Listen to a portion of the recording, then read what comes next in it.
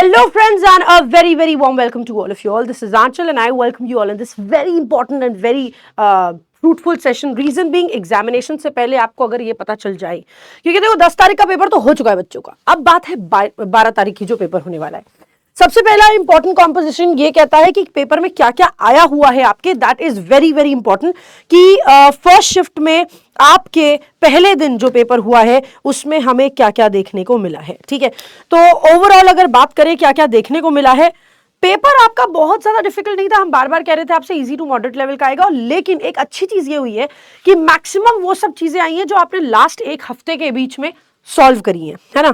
जैसे फिलर है तो हमने वो सॉल्व किया हुआ है ना। उसके अलावा हमने क्या नाम है फ्रेजल वर्ब के क्वेश्चंस किए हुए थे, वैसे ही आए हैं। उसके अलावा पैराजम्बल, चलो हमने कहा था ये तो आपको स्किप ही करना चाहिए क्योंकि 95% ऑफ टाइम वो गलत हो जाता है, तो क्यों ऐसी चीजों को हाथ लगाना भाई जो गड़बड़ ही करके देने वाली है। उसके अलावा बात करें क्लोज टेस्ट की, वो आपने किया हुआ था, कोई अलग चीज नहीं है। क्लोज टेस्ट अभी ट्यूसडे को भी हमने आपको कराया था दैट वेज। उसके अलावा फिल इन द ब्लैंक्स आया, थोड़ा डिफरेंट टाइप का क्लोज टेस्ट आया, लेकिन डिफरेंट टाइप का क्या कि उसमें कौन सा नहीं लगेगा ये पूछा गया है बस, है ना। एरर डिटेक्शन आपके बेसिक टाइप के आए हैं जो हम आप लोगों को करा ही रहे थे इतने देर से। वर्ड यूसेज का क्वेश्चन भी हमने आपको कराया था लास्ट वीक में। डबल फिलर्स के क्वेश्चंस हमने आपको इस वीक भी कराए हैं, इससे पहले वाले वीक में भी कराए। कनेक्टर्स के क्वेश्चन हमने इस वीक भी कराए, इसके पहले वाले वीक में भी कराए। सो बेसिकली क्वेश्चंस ऐसा नहीं कोई कह सकता कि अगर आपने प्रॉपर क्लास करी है, जो मेंस की क्लास इतने दिन तक चली है आपकी 17-18 मॉक्स आपने करे हैं, कोई नहीं कह सकता कि भाई मेरा कुछ ऐसा आया जो मेरे लिए नया था, है ना। सो उसके ही लिए प्रैक्टिस कर लेते हैं एक बार। क्यों? क्योंकि जो 12 तारीख को पेपर देने जा रहे हैं उनके लिए एक अच्छा डेवलपमेंट हो जाएगा। ठीक है, तो ये गिबली जिबली बना दिया है इन लोगों ने, तो इसको तो देख ही लो जैसी भी है। तुम ज्यादा प्यारी लग रही हो बहन, लेकिन बट नेवर माइंड, आगे बढ़ते।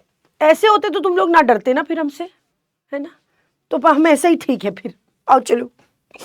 एनीवे, सो हमने आपको बता दिया है, बहुत सारी चीजें हैं जो हमने कवर करी हैं यहाँ पर। एसबीआई क्लर्क मेंस के एग्जामिनेशन में क्या क्या चीजें देखेंगे, आइए थोड़ा सा अंडरस्टैंडिंग क्रिएट करते हैं, है ना। सबसे पहले कुछ क्वेश्चंस हैं आपके जैसे डबल फिलर्स के, तो इसको कैसे सॉल्व करना है, that was the question. Double filler का क्वेश्चन आया भी था। रीजनिंग छोड़कर बाकी सभी कुछ इजी टू मॉडरेट है। और जीए का जो क्वेश्चन पेपर था वो जो देखने को मिला है उसमें यह है कि अगर 6 महीने का किसी ने जीए कवर किया हुआ है तो उसके लिए फिर प्रॉब्लम वाली बात नहीं थी। ठीक है, बट एनीवे शुरू करते हैं इसको। पहला क्वेश्चन आपकी कंप्यूटर स्क्रीन पर ऑलरेडी आ चुका है। It says what the mud road is dash by a fresh water tank and dash green paddy fields. अब एक चीज तो है, देखो बाय के पहले वर्ब की थर्ड फॉर्म लगाते हैं, लेकिन ये कुछ खास मदद हमारा कर नहीं रहा है। क्यों? क्योंकि सभी में थर्ड फॉर्म है, असर्टेड, इनिशिएटेड, फॉर्म्ड और फ्लैंक्ड, है ना। सभी में ये दिया हुआ है। अब उसके अलावा क्या लग सकता है, that is our question, right. 1 second. अब इसके अलावा क्या लग सकता है, दैट इज आवर क्वेश्चन। तो हमने कहा क्या कि asserted by a fresh water tank, क्या मड रोड थी, पहले मिट्टी थी, उसमें पानी और डल गया एंड ग्रीन पैडी फील्ड्स को। अब असर्टेड हो गया, डज नॉट मेक सेंस। शुरुआत करी, डज नॉट मेक सेंस। क्या मड रोड पे पानी बनने से रोड बनने लग गई? नहीं। फ्लैंक्ड का यूज करेंगे, flank by water tank and lush green paddy fields, मतलब आपका पानी जो है वो यहां पर देखने को हमें मिला है। ठीक है, फ्लैंक्ड वर्ड का मतलब अगर एग्जैक्टली देखोगे तो उसका मतलब होता है दोनों साइड होना। ठीक है, अगर कोई चीज है जैसे मड रोड है, मड रोड इस तरफ जा रही है, इस तरफ और इस तरफ, दोनों तरफ आपको एक तरफ फ्रेश वाटर टैंक मिल जाएगा और एक तरफ लश ग्रीन पैडी फील्ड्स मिल जाएंगी। तो flanked is the correct answer here. उसी के साथ अगला क्वेश्चन देखिए जरा। The university through this scheme will dash the benefits. इस स्कीम के द्वारा मिनिस्ट्री क्या करेगी? एक काम करते हैं, आपको थोड़ा थोड़ा टाइमर देते चलते हैं ताकि आपको 30 सेकेंड्स का टाइमर दे रहे हैं। Let's go with this. क्या होगा सही आंसर, देख के बताइए।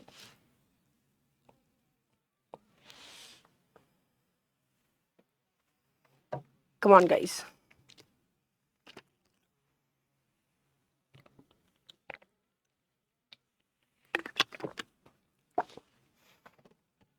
क्या बात है, चलिए।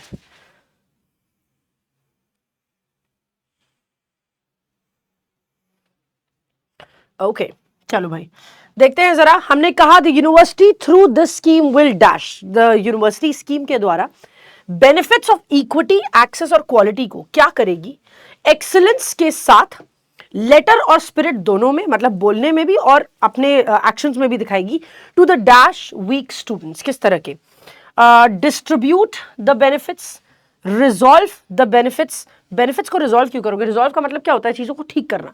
जब बेनिफिट्स हैं तो वो पहले से ही अच्छी चीज है ना, उनको सॉल्व क्या करेंगे हम, does not make sense. Will deal, deal इधर नहीं होता है, डील के साथ तो विथ लगता है, इन लगता है, कुछ तो लगाओगे, दिस इज गड़बड़। एक्सटेंड बेनिफिट्स, यस, मतलब ये बेनिफिट्स उनको भी प्रदान करेगी, हो सकता है।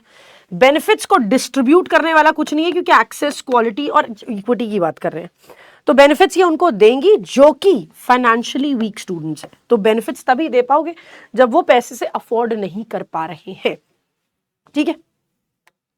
अगला question, go for this one.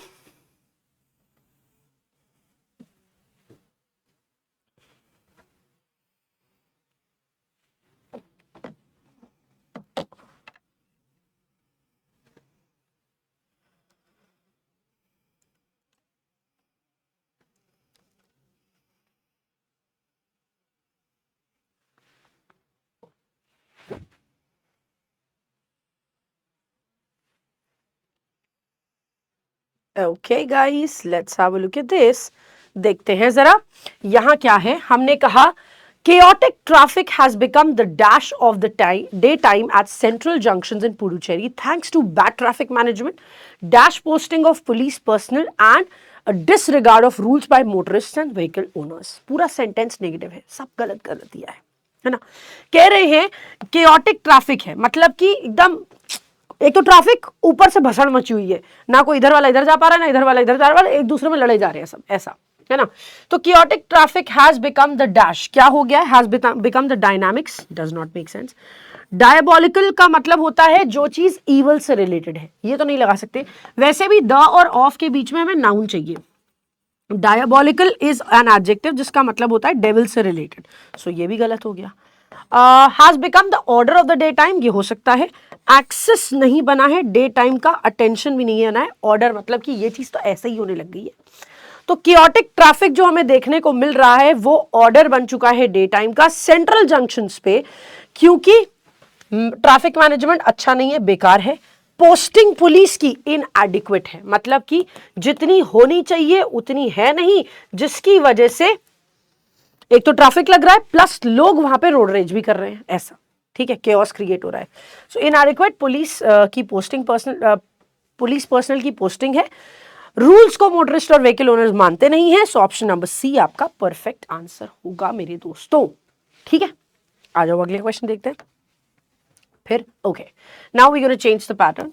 Set number 2 है हमारा। सेट नंबर 2 क्या कहता है, सेंटेंस इंप्रूवमेंट का क्वेश्चन है। अब आपको सेंटेंस इंप्रूवमेंट हम इस वीक भी और इससे पहले वाले वीक में भी इसी तरह का करा रहे थे जिस तरह का एग्जाम में आया है। रिमेंबर, सेंटेंस इंप्रूवमेंट अभी जो लास्ट 3 मॉक्स हमने मंडे ट्यूसडे वेंसडे में किए, उसमें भी हमने इस तरह का मॉक आपको कराया है, जहां पर एक स्टेटमेंट है, कुछ पार्ट हाईलाइटेड है और 3 ऑप्शंस दिए हुए हैं। तो चलो कर लो भाई, कम ऑन।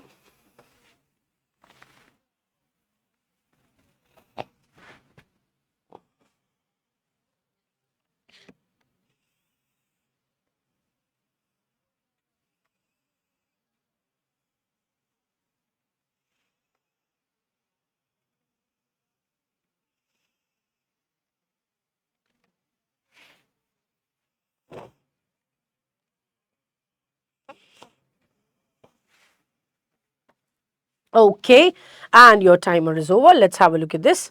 देखते हैं जरा। हमने कहा children go through a period of development in which they shift from relying sole on concrete tangible reality to executing logical operations on abstract symbolic material. During this time children's cognitive capacities transform. कह रहे हैं बच्चे जो हैं एक development के period से होके गुजरते हैं, in which they shift from relying sole on, relying sole तो नहीं होगा, रिलाइंग सोलली जरूर हो सकता था कि सिर्फ इसी के ऊपर डिपेंड कर रहा है, ठीक है। रिलाइंग सोल तो नहीं होगा, रिलाइंग सोलली हो सकता है, क्या हो सकता था, from being dependent only on, from being Reliance exclusively on, depending completely on. देखो देखो देखो देखो क्या गड़बड़ है, फ्रॉम बीइंग, अगर बीइंग के बाद कुछ लगता है तो दो ही चीज आ सकती है। बीइंग के बाद या तो हम एडजेक्टिव का यूज करते हैं या हम वर्ब की थर्ड फॉर्म का यूज करते हैं। बाबा रिलायंस ANC में एंड हो रहा है, ये नाउन है, तो ये तो गलत हो गया। टू हमारे आंसर में किसी भी हाल में नहीं हो सकता, इसलिए सी करेक्ट माना जा रहा है। ठीक है, इसलिए सी करेक्ट माना जा रहा है क्योंकि सेंटेंस में तो गलती है ही।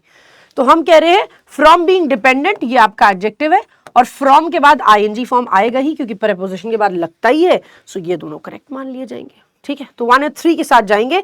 अगला क्वेश्चन देखिए जरा, let's go with this one.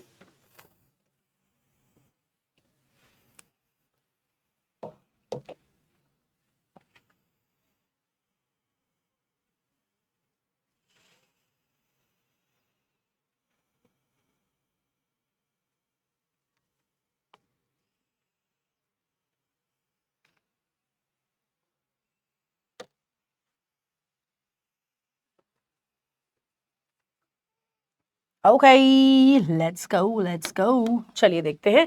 हमने बोला the long waiting period before it takes effect should be a time for re examining. जो लंबा वेटिंग पीरियड होता है इससे पहले कि आप एग्जाम देने जाएं, तो आपका री एग्जामिनिंग का समय होता है हमारे आइडियाज और बिलीफ्स को। ये एक्चुअली ये आपके ऊपर भी लागू हो सकता है कि एग्जामिनेशन देने जब जा रहे हो, नोटिफिकेशन आया है ना, नोटिफिकेशन आने के बाद पढ़ना शुरू करते हैं, नहीं, जो नोटिफिकेशन से पहले का समय होता है वो वेटिंग पीरियड होता है जहां पर आप अपने आप को बेहतर करने की बात करते हैं, right.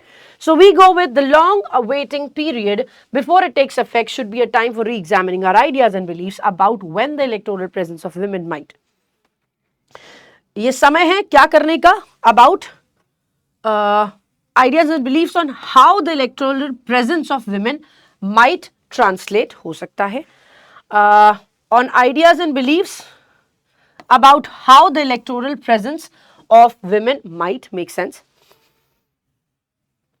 Our ideas and beliefs about how the electoral present नहीं होगा, presence की बात करोगे, क्योंकि अगर present को noun की तरह यूज किया भी, present को noun की तरह यूज किया भी, तो उसका मतलब होता है गिफ्ट, है ना। तो इसका मतलब हो जाता है गिफ्ट, और हम गिफ्ट की तो बात नहीं कर रहे थे दोस्त, है ना, गिफ्ट की बात तो हम नहीं कर रहे थे। प्रेजेंट को एडजेक्टिव के जैसे भी यूज कर सकते हैं, जब एडजेक्टिव की तरह यूज करते हैं तो इसका मतलब नाउ की बात कर रहा है, अभी की, तो ऑब्वियस ही बात है this is incorrect. Third grammatically incorrect है, तो आंसर हो जाएगा आपका A1 and 2। Wonderfully placed, yes, कोई दिक्कत नहीं, कोई परेशानी नहीं, यस। चलिए आगे बढ़ते हैं। इसके बाद आता है अगला same pattern, let's go, phrasal verb के ऊपर बेस था, लेट्स गो विद दिस।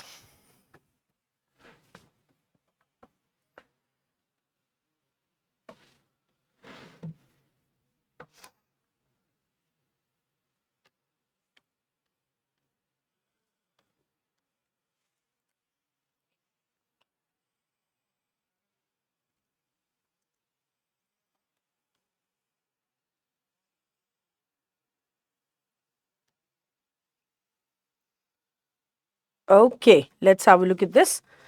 चलिए, हमने क्या कहा यहां पर, हमने कहा after Xavier sent a contentious tweet insulting a well-known actress, the cops unexpectedly dropped in on his home।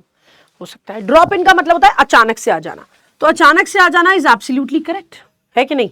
अचानक से आ जाना इज एब्सोल्युटली करेक्ट कि जेवियर ने क्या किया, एक ट्वीट किया एक वेल नोन एक्ट्रेस को की निंदा करते हुए, तो क्या हुआ, नेक्स्ट कॉप्स पुलिस उसके घर पर अनएक्सपेक्टेडली आ गई, मेक सेंस। सो यार जो लिखा हुआ है वही करेक्ट है ना। अब केम ऑफ का मतलब होता है सेपरेट हो जाना, अलग हो जाना किसी के हिस्से से, ठीक है। फॉर एग्जाम्पल हमने बोला the stone from my earring came of, मतलब वो उससे टूट गया, ठीक है। जैसे जैसे अंबानी की शादी में किम कार्दाशियन के नेकलेस में से एक नेकलेस गिर गया था, है। जैसे कि नीता अंबानी के चेहरे पे से उन्होंने जो नथ पहनी हुई थी वो गिर गई थी, अचानक से गिर जाना इस केम ऑफ, ठीक है, दैट्स द थिंग। अब केम ऑफ OF वाला मतलब क्या होता है, हो जाना, डिसेंड करना, कहीं से निकल के आना, लाइक दैट। और केम बाय का मतलब होता है शॉर्ट विजिट पे करना, शॉर्ट विजिट, अचानक से कहीं थोड़ी देर के लिए चले जाना। सो एनीवे यहां पर क्या होगा, no improvement required is the perfect answer, और कुछ हमें करने की जरूरत है नहीं, ठीक है। नेक्स्ट हमारा रीड एक पैसेज था, आपको पैसेज को रीड करना था, आपके पास ब्लैंक्स है। क्लोस्टस का क्वेश्चन है 7 to 12, क्लोस्टस का क्वेश्चन आया था, आपको बताना था बेसिकली क्या नहीं लगेगा, है ना, दैट वाज द क्वेश्चन। तो आपको बताना था which of the followings will not fit in the given example. हम एक बार हटा दे रहे हैं इसको, आप होमवर्क के जैसे करिएगा। पैसेज आपके सामने है, ठीक है, स्लाइड्स हम आपको दे देंगे, ये पीपीटी आपको दे देंगे, है ना, वैसे हमने दिखा भी दी है। सो कौन सा क्वेश्चन में कौन से वर्ड्स आपको देखने को मिल रहे हैं, दैट्स अ क्वेश्चन। फिर उसके बाद 13 to 17 आपके पास क्या है, this is or what you say parajumble है। तो पैराजंबल वैसे तो I ask you not to do it, but homework question में करने के लिए आप कर सकते हो। other than that I would not like you to do it, क्योंकि यार ज्यादातर चांसेस होते हैं इसको गलत होने के, तो why to do something जो इसमें अड़ंगे ही फंसने, है ना। अब आते हैं इधर, क्वेश्चन नंबर 18 में आपको एक पार्ट जो है वो हाईलाइटेड है। अब यही वाला पैटर्न सेंटेंस रीअरेंजमेंट का, इफ यू रिमेंबर, हमने वेंसडे को कराया था आपको, है ना। तो इसमें क्या करना है, फॉलोइंग सेंटेंसेस में आपको डिवाइड कर दिया है 5 सेंटेंसेस में। पहला पार्ट जो है वो हाईलाइट किया गया है, हर क्वेश्चन को फॉलो किया 4 ऑप्शन से, रीअरेंज करना है और बताना है क्या सही आंसर होगा। तो चलो शुरू हो जाओ भाई, and your timer starts now.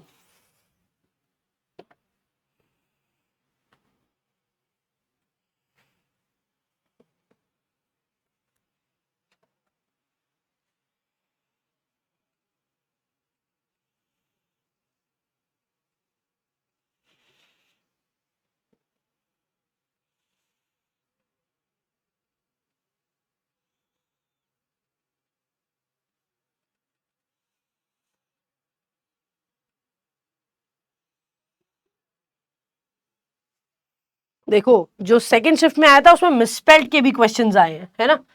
तो अभी ऐसा हमें हार नहीं माननी थी कि प्री में मिसस्पेल्ड आ गया तो हमें नहीं लाना है उसके अंदर। तो मिसस्पेल्ड के भी क्वेश्चंस आए हैं जिसमें 5 वर्ड्स आपके एक सेंटेंस में दिए हुए थे, 2 में यूसेज की गलती थी, एक में मतलब इनअप्रोप्रिएट वर्ड भी था, स्पेलिंग एरर भी थी, ऐसा वाला, ठीक है।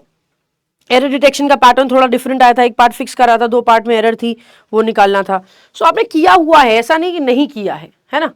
Let's see this, India is now focusing on enhancing productivity. India अब प्रोडक्टिविटी को बेहतर करने की कागार पर लगी हुई है, ठीक है।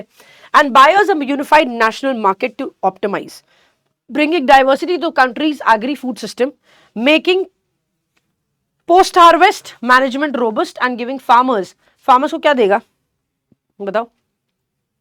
Giving farmers what? Giving farmers and buyers a unified national market. Giving farmers benefits for addressing nutritional challenges. What is it? क्या लगाओगे सी के साथ? It is supposed to be what?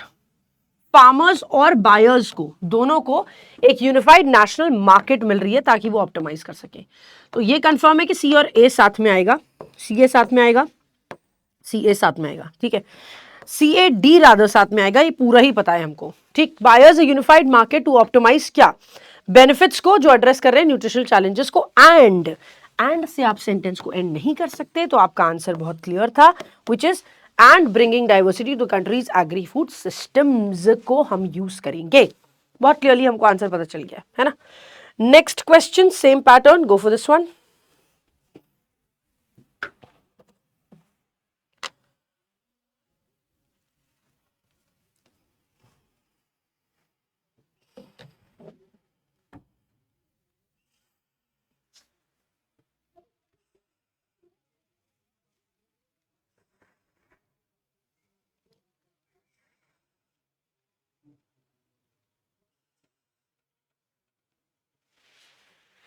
Okay, let's have a look at this. चलिए देखते हैं। हाँ जी, तो advance grid control system जो है to changes in supply and demand more effectively including real time monitoring and, you can and with and, तो B से and नहीं होगा, 2 ऑप्शंस आपके चले गए, है ना। फिर उसके बाद data analytics enable grid operators, two से एंड नहीं होगा, बट 2 के साथ वर्ब की फर्स्ट फॉर्म लगेगी, ये पता है। फर्स्ट फॉर्म इंक्लूडिंग नहीं है, फर्स्ट फॉर्म टू नहीं है, फर्स्ट फॉर्म डेटा नहीं है, फर्स्ट फॉर्म के साथ मैनेजर है। सो दैट मीन्स सी और डी साथ में आएंगे, है ना, सी डी साथ में आएगा, ये हटा दो, आंसर आपका ये रहा। Advance grid control systems including real-time monitoring and data analytics enable grid operators to manage energy flows efficiently and respond to changes in supply and demand more effectively. और बेहतर तरीके से ये क्या कर सकते हैं, respond कर सकते हैं. ठीक है, that's how we do it. अगला क्वेश्चन देखिए, let's go with this. Come on.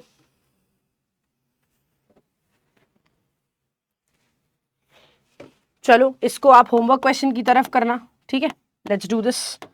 इसके बाद वाला क्वेश्चन, अच्छा ठीक है, अभी देखते हैं जरा इधर हम क्या कर रहे हैं. यहाँ पर we are suppose to follow connectors, क्योंकि कनेक्टर्स हमें देखने को मिले हैं एग्जामिनेशन में, उनको देखते हैं. ये भी आपने कब किया हुआ है. देखो ये वाला पैटर्न आपने अभी जो रिसेंटली मॉक कराए हैं आपको 22 तारीख के बाद से, 22 मार्च के बाद से, ये वाला पैटर्न भी हमने किया है. प्लस ये पेड वाली क्लास में भी अभी रिसेंटली कराया था, है ना. एम बैच के जो स्टूडेंट्स होंगे वो बता पाएंगे, जिसमें आपको 4 सेंटेंसेस दिए हुए हैं, है ना. करना क्या है, 4 सेंटेंसेस है, 5 कनेक्टर्स है. आपको सिर्फ एक कनेक्ट को सिलेक्ट करना है जो कि 4 सेंटेंसेस को मीनिंगफुल सेंटेंस में बदल सकता है. Let's go with this and your timer has already started, but इधर देखते हैं. Let's go.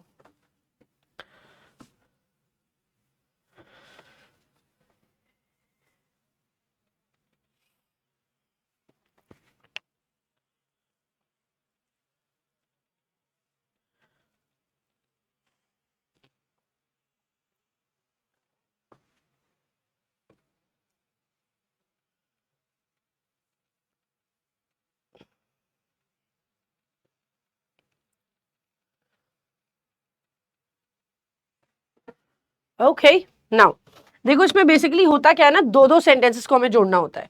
तो हमने कहा रिन्यूएबल एनर्जी अडॉप्शन जो है वो तेजी से बढ़ रहा है, उसी से रिलेटेड एनर्जी स्टोरेज सिस्टम जो है वो इसेंशियल है स्टेबिलिटी के लिए. तो हम यहां पर मोरओवर लगाकर सी वाला स्टेटमेंट कनेक्ट कर सकते हैं. दूसरा हमने कहा ग्रिड मॉडर्नाइजेशन जो है वो एक बड़ा चैलेंज है डेवलपिंग नेशन के लिए, पॉलिसी रिफॉर्म्स भी जरूरी है अट्रैक्ट करने के लिए प्राइवेट इन्वेस्टमेंट. तो इसमें भी मोर ओवर लगा के we can connect with D. क्यों, क्योंकि दोनों सेम चीजों के बारे में डिस्कशन कर रहे हैं. This will connect with this will connect with this, है ना. तो मोर ओवर के साथ लगाओगे अनलेस तो कंडीशन लेकर आता है, चूज करना हो तो इंस्टेड लगाना है. मीनवाइल दो एक काम, और लाइकवाइज तब लगाते हैं जब आपको सिमिलैरिटी को डिफाइन करना होता है, विच इज अप्रोप्रिएटली इनकरेक्ट, है ना. Appropriately incorrect, nice. चलिए अगला क्वेश्चन देखिए, लेट्स गो विद दिस.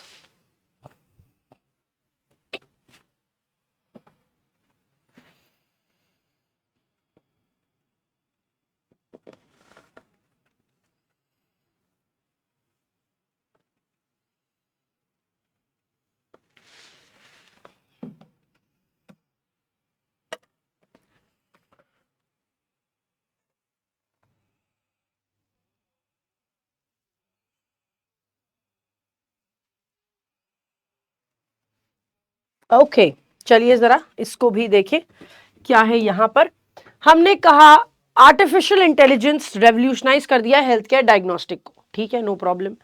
फिर हमने कहा एल्गोरिदम्स जो हैं वे can now detect diseases earlier than even before ever before. Ethical concerns around biases and data privacy still persist. Governments are working to introduce regulatory guidelines. Okay, देखो यहाँ कह रहे हैं आर्टिफिशियल इंटेलिजेंस जो है उसने पूरी तरह से रेवोल्यूशनाइज कर दिया है हेल्थ केयर डायग्नोसिस को. मतलब रेवोल्यूशनाइज किया है, पॉजिटिव स्टेटमेंट है ना. एल्गोरिदम्स आप डिटेक्ट कर सकते हैं डिजीजेस को अर्लियर देन एवर बिफोर, ये भी पॉजिटिव स्टेटमेंट है ना. फिर एथिकल कंसर्न्स अभी भी बने हुए हैं, मतलब कंसर्न्स तो हैं, इश्यूज तो हैं. तो गवर्नमेंट अभी कोशिश कर रही है चीजों को बेहतर करने की. तो ये दोनों स्टेटमेंट एक साथ आया और ये दोनों चीजें एक साथ आई, और बीच में हम क्या लगा सकते हैं, कॉन्ट्रडिक्शन डिफाइन करने के लिए इवन दो. सिमिलैरिटी नहीं है, समरी अगर देयरफॉर लगेगा ना तो देयरफॉर यहां लग सकता है, लेकिन हमें तो सबको कनेक्ट करना है.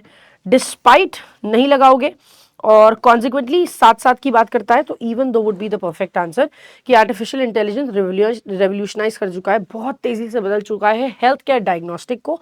एल्गोरिदम्स आप डिटेक्ट कर सकते हैं ऐसे डिजीजेस को जो पहले नहीं किए जाते थे.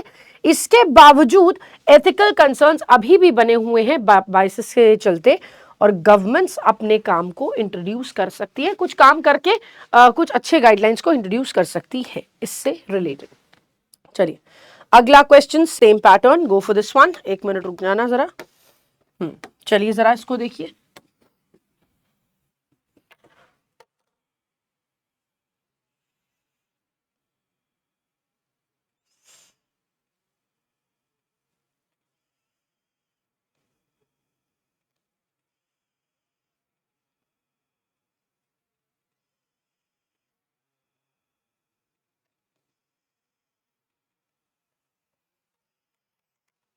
ओके आइए जरा देखते हैं हमने क्या कहा।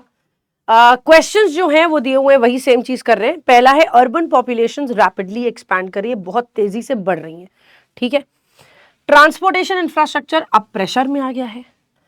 एयर क्वालिटी सिटीज की कंटिन्यू कर रही है खराब होने में। Sustainable urban planning is gaining traction. अब देखो यहां पर हम कैसे डिफाइन कर रहे हैं कि क्योंकि अर्बन पॉपुलेशन बढ़ती जा रही है, इसकी वजह से एज अ रिजल्ट, इसकी वजह से क्या हो रहा है, ये सस्टेनेबल अर्बन प्लानिंग अब ट्रैक्शन गेन कर रहा है, क्योंकि पॉपुलेशन ज्यादा हो रही है तो प्लानिंग भी अच्छे से करनी पड़ेगी। कॉन्ट्रडिक्टरी नहीं है, इसलिए ऑल्दो और येट दोनों नहीं लग सकता। सेम चीज पे नहीं है, नेवरदलेस भी कॉन्ट्रडिक्शन लेकर आता है। फिर हमने कहा ट्रांसपोर्टेशन इंफ्रास्ट्रक्चर प्रेशर में है। ट्रांसपोर्टेशन को ही हम एयर क्वालिटी से जोड़ सकते हैं।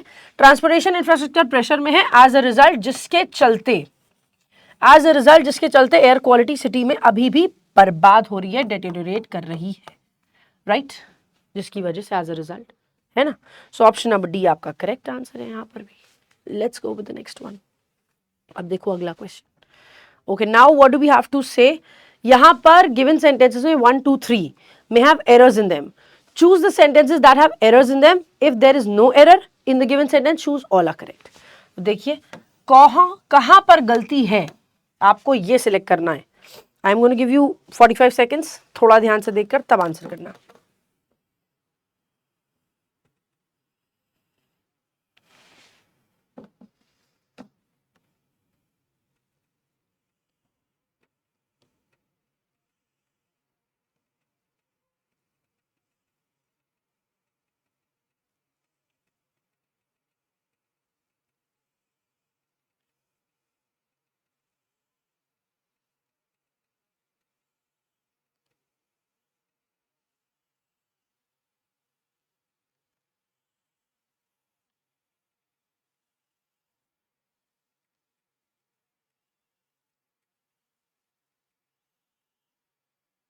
ओके चलिए भाई, let's have a look at this. RCs हमें वैसे भी 2 देखने को मिल रहे हैं। इधर देखते हैं जरा क्या होगा हमारा गड़बड़ आंसर इधर, है ना। तो हमें बताना है which one is incorrect here, right. चलो देखते हैं। So we go with 24th one. हमने कहा the abhorrent sexual exploitation of children transcend borders orchestrated by monstrous criminal groups operating worldwide. The abhorrent sexual exploitation of children transcend borders. ओहो ओहो हो। अगर हम यहां पर प्रेजेंट टेंस लिखते हैं, है ना, sexual exploitation of children transcend borders मतलब लेकिन लेकिन लेकिन सेंटेंस एक तो देखो पास्ट टेंस में, दूसरा हम एक्सप्लॉयटेशन की बात कर रहे हैं विच इज सिंगुलर, तो सिंगुलर के चलते फिर यहां पर भी ट्रांसेंस होना चाहिए, या फिर पास्ट टेंस करना है तो ट्रांसेंडेड या ऐसा यूज करोगे, है ना। Borders orchestrated by monstrous criminal groups operating world wide. So anyway first में गलती तो है ना, फर्स्ट में गलती तो है। We are suppose to select it, all are correct नहीं हो सकता। फिर सेकेंड या थर्ड चेक करते हैं। A country with hardly many natural gas. Hardly और many एक साथ आ सकता है क्या? Not at all. नहीं आ सकता है। Reason being, hardly का मतलब होता है बहुत कम, बिल्कुल ना के बराबर, और many का मतलब होता है बहुत सारे। तो दोनों एक साथ तो नहीं आ सकता, है ना, दोनों में से एक चीज लगेगी। So this is wrong. Second भी गलत है, थर्ड को हटा देते हैं। ऑल आर करेक्ट का ऑप्शन नहीं है, सो बी आपका सही आंसर हो जाएगा। ठीक है, आओ अगला क्वेश्चन देखो। Let's go. 1 2 3 में may have errors in them. Choose the sentence that have errors in them. वो सेंटेंस सिलेक्ट करिए जिसमें एरर्स हैं। अगर नो एरर है तो आपका आंसर हो जाएगा। Let's go with this one. चलिए,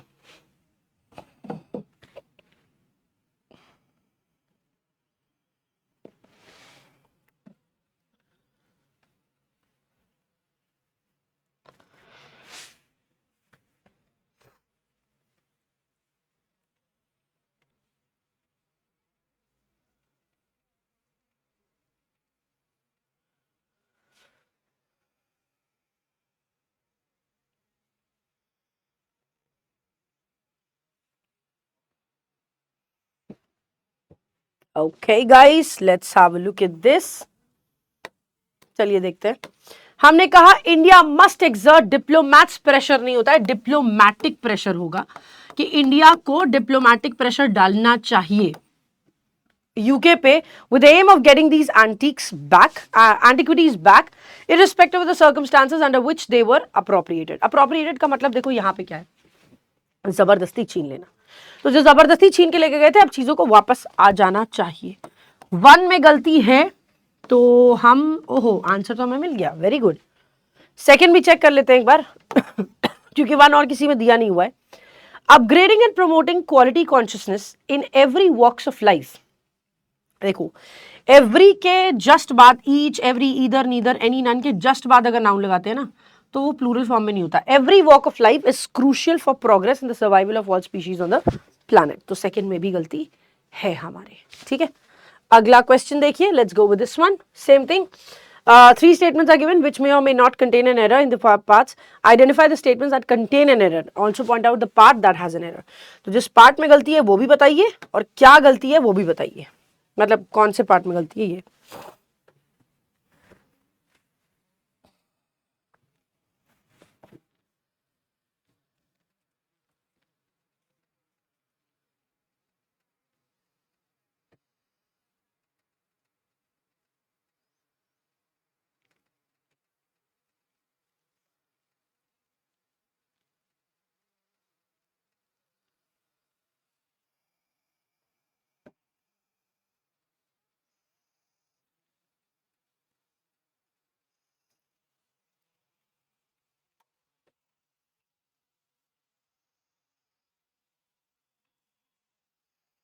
इस तरह के क्वेश्चंस को आप ऑप्शंस के थ्रू करोगे ना तो ज्यादा बेनिफिशियल होगा। क्यों? क्योंकि बस आपके पास ऑप्शंस दिए हुए सब में ही है ना, तो 1 की पॉसिबिलिटी डी में है या 1 की पॉसिबिलिटी ए में है, वही चेक करना है। Over reliance on AI and the potential negative impact हो सकता है, कोई गलती नहीं है इसमें। कह रहे ओवर रिलायंस एआई पे या फिर जो नेगेटिव इंपैक्ट की पोटेंशियल है, मतलब हो सकता है, on critical thinking and creativity can be addressed by, इनको एड्रेस किया जा सकता है एक्नॉलेज करते हुए increase demands for students autonomous learning study abilities. Very good, सभी स्टूडेंट्स की बात हो रही है, तो डी में कोई गलती नहीं है और ए में भी कोई गलती नहीं है, दैट मीन्स 1 में गलती ही नहीं है। अब 2B और 2D को चेक करना है। Let's see, we can leverage the potential of chat GPT as an education tool. Education tool नहीं होता है, एज एन एजुकेशनल टूल होता है, कि हम इसे एक एजुकेशनल टूल की तरह यूज कर सकते हैं जहां पर uploading ethical standards and ensure करेंगे student safety and wellbeing. That means 2 के बी में गलती है, डी में नहीं, ठीक है। यहां तो अपहोल्डिंग और इंश्योरिंग दोनों आईएनजी फॉर्म में है, तो कोई दिक्कत नहीं है। फिर it is also crucial to address the ethical consideration surrounding academic integrity and striking a balance between, strike a balance जरूरी है ना, 2 के बाद वर्ब की फर्स्ट फॉर्म है तो यहां भी फर्स्ट फॉर्म आएगी, strike a balance between benefits and risks involved. So therefore we have an error in the B part. Very well done. चलिए अगला क्वेश्चन देखिए, let's go with this one again. यहां पर क्या है देख लो, contextually you need to find out which one has no, ओहो, एक मिनट, यहां थोड़ा अलग है क्योंकि यहां पर चेंजेस आए थे, एक करेक्ट पूछ रहा था, कभी इनकरेक्ट पूछ रहा था, that's the question. You need to find the one which has no error and mark that as your answer. जिसमें गलती नहीं है वो सिलेक्ट करना है, go for it.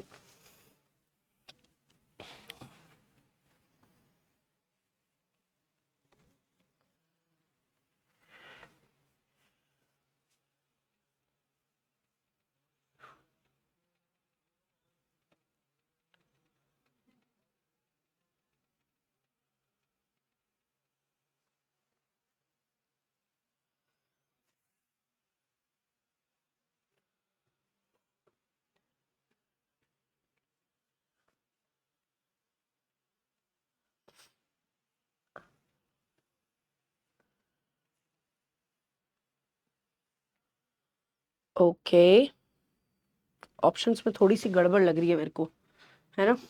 It should be A and B, A and B होना चाहिए था ऑप्शन में। चलो, अकॉर्डिंग टू रीसेंट फोरकास्ट, हाल ही के जो फोरकास्ट है उसको देखा जाए, from the international monetary fund, जो इंटरनेशनल मॉनेटरी फंड से आए हैं, the global economy is set to grow, ये सेट है ग्रो करने के लिए अपनी फास्टेस्ट रेट से सिंस 2011। मेक सेंस बाबा, फर्स्ट में कोई गलती नहीं है ना?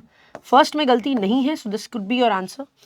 फिर और इनकरेक्ट की तो बात ही छोड़ दो, वर्स्ट वाला तो नहीं है इनकरेक्ट। फिर इन इमर्जिंग मार्केट्स जो बढ़ती हुई दिख रही हैं, प्राइवेट सेक्टर डेट डबल हो गया है लास्ट 10 साल में, ठीक है, has double in the last 10 years, make sense.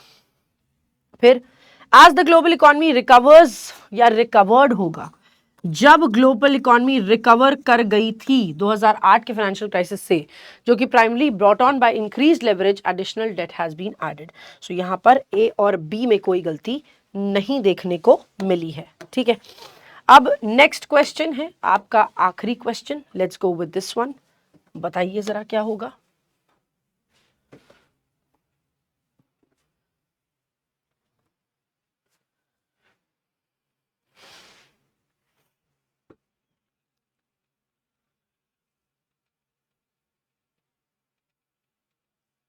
सही वाला ही बताना, जो करेक्ट है वो बता दो।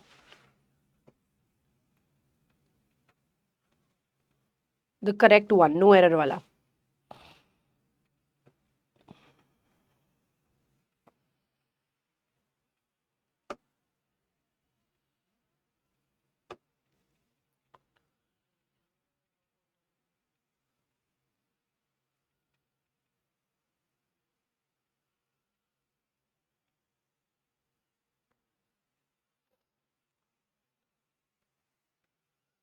चलो देखते हैं क्या होगा यहां पर।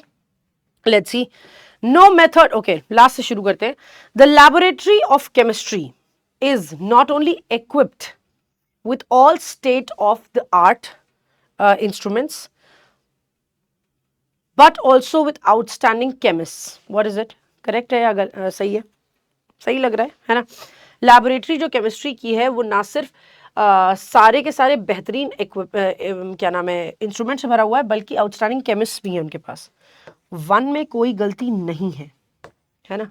फिर no method of making other people agree, कोई तरीका नहीं है दूसरे लोगों को अग्री कराने का with your perspective is as useful as this method, जितना ये यूजफुल है उतना और कोई नहीं है। Make sense.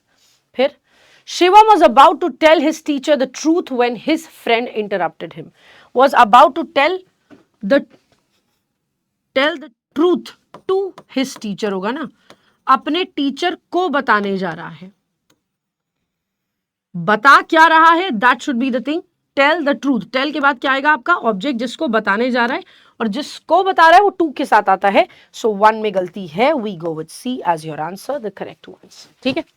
इसके बाद आपके जो क्वेश्चंस हैं वो आपके पैसेज बेस्ड क्वेश्चंस हैं 29 to 34। आपको पैसेज को रीड करना है, उसके बाद क्वेश्चंस जो नीचे दिए हुए हैं उनको आपको बताना है। इसमें एक पैसेज ऐसे, मतलब ये वही उसी तरह का क्वेश्चन है जहां पर एक रीअरेंजमेंट भी आपको, रीअरेंजमेंट क्या, fill in the blanks, match the column, ये सब जिस तरह के क्वेश्चन आए एग्जाम में वैसा ही आपको देखने को मिलेगा।